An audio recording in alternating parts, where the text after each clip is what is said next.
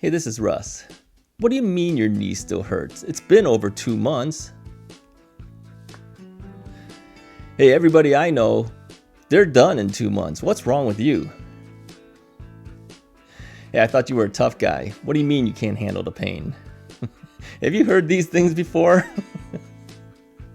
I have. And I know one of my viewers has as well. People sometimes expect that you're going to finish up this knee replacement in 2 months because they know of others that have had it done and they were done in 2 months. Okay. But that doesn't mean everybody's going to finish in 2 months. I'm 8.5 months in and I still have issues. I've heard from people who said this is a 1.5 to 2 year process. And I've also heard from people who said after 4 years, they're still dealing with it. So everyone has a different time. Okay. So when people say, there must be something wrong. Did the doctor mess up? No, the doctor didn't mess up. My body just heals a little bit differently. Okay. I don't blame those guys. I'll put a video up here. You can take a look who I should sue. Ooh, Russ is going to sue somebody? No, you better watch the video before you start making comments, okay? It might change your opinion of stuff. Anyways, I always thought that I was a tough guy, that I could handle pain, all right?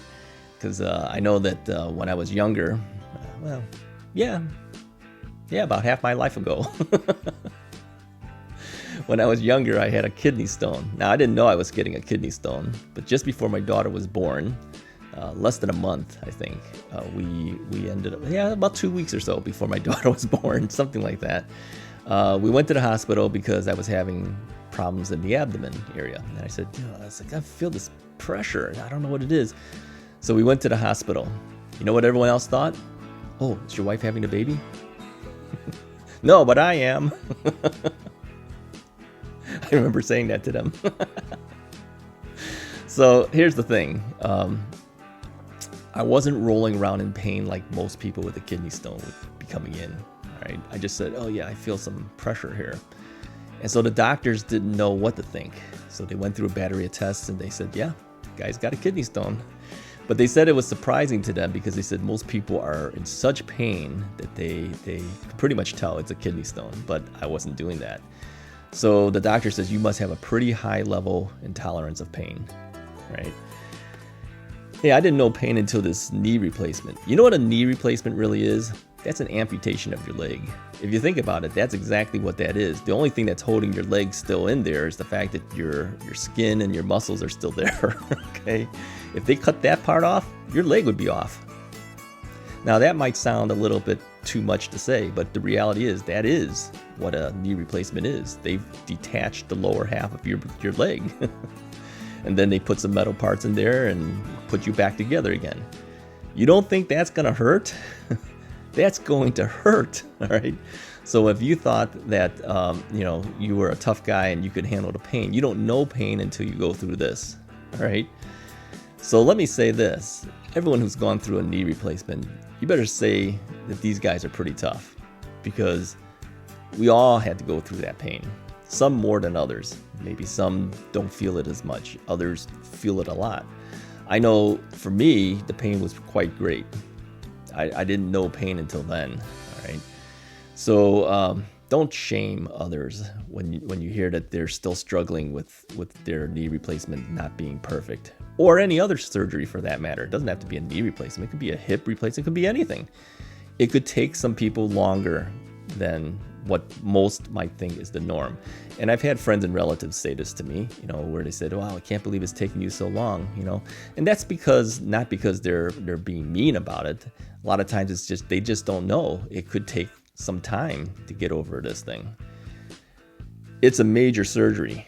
Okay. So don't let anyone shame you if you hear that. Here's how I explain it to people.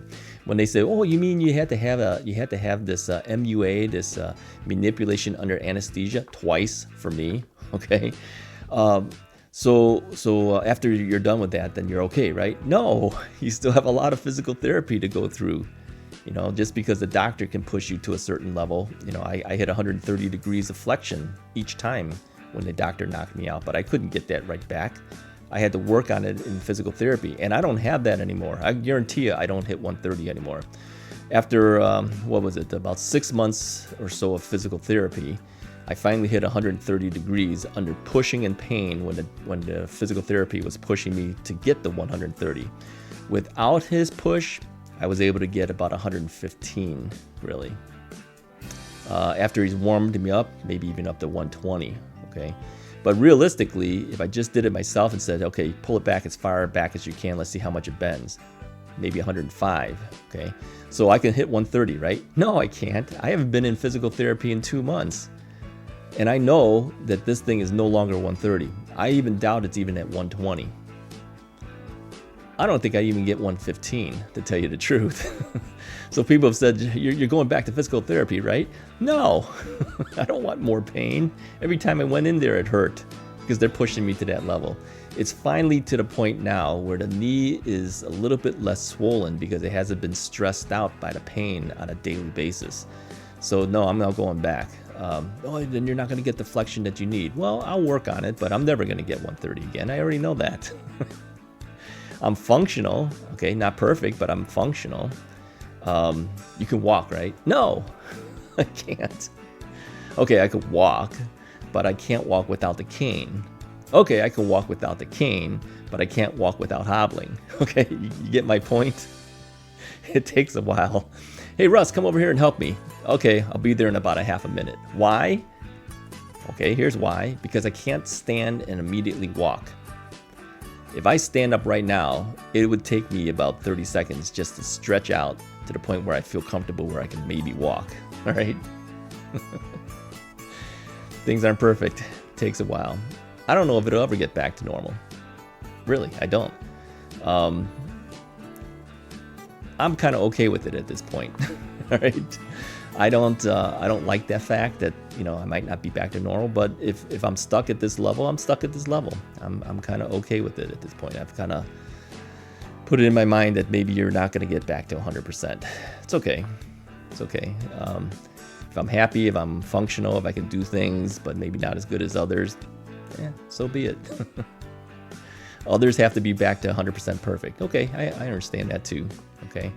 But I know too that I don't want to push myself to the point where I'm dissatisfied because I haven't hit it. Whatever I hit is what I hit at this point. So if you put that in your mindset that you're going to accept whatever happens, but you're still going to work, okay, to improve yourself, I think that's better. If you expect yourself to be back to the way you were before you had this operation and you don't hit it, you're not going to be a happy person. So I'm going to tell you, accept what you're getting, but work hard so that you can get better. Hey, if you like the video, hit the like button, hit the subscribe button, hit the bell icon, hit all that stuff, all right? And tell your friends to watch this video. Let them know that, not just you, there's this other guy named Russ. He's got issues too. I'll talk to you guys next time.